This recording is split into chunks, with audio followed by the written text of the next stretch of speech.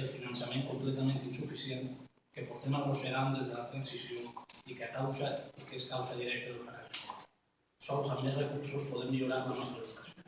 Aquest finançament just que portem demanant històricament des de fa dècades no només no millora, sinó que empitjora en els anys, al mateix temps que ho fa l'educació. Malgrat això, el govern valencià actual ha incrementat un 12% la inversió per alumne respecte de l'últim executiu.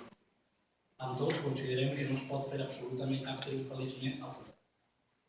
Sovint hem sentit que hi ha escoles europees com la de Finlàndia manifestament millors que la nostra, que tenen tots els rècords els coneguts com a informes PISA, on l'estat espanyol estava por davant.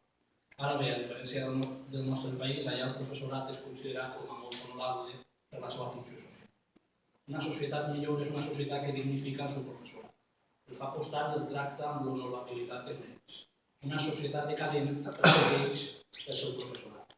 El maltracta i el titlla d'adoctrinador, ficant-los la por al cos perquè no diguin allò que no interessa a certs res. Així podem tindre captives les consciències, com també els coneixements dels ciutadans, de manera que pensen solament allò que interessa als poderosos. La coneguda com a llibertat de càtedra ha de ser declarada com un bé inviolable i les opinions, explicacions o declaracions ideològiques són normals quan parlen de matèries de l'àmbit de les humanitats.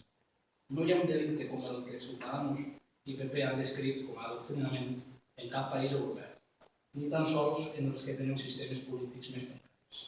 Per tot això, traslladem al govern valencià la nostra preocupació per la persecució política dels professionals de l'ensenyament. Amb raó de les seues idees personals, demanem al ple de l'Ajuntament de la Pobla Llarga que aprovi sentència.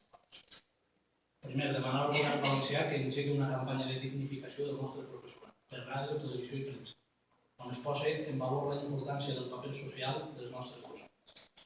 Demanar al govern de l'Estat que posi tots els mitjans per aturar la campanya de persecució política contra el professorat valencià i que asseguri la seva protecció jurídica davant la tentació de polititzar l'ensenyament i perseguir els seus responsables. Instar al govern de l'Estat i al govern valencià que inclouen en el desenvolupament de les programes didàctiques la posada en valor del treball docent, amb un reconeixement de l'autoritat i la professionalitat d'aquestes persones. Instar al govern de l'Estat que desenvolupi la legislació adequada per protegir jurídicament l'exercici de la llibertat d'expressió dels docents.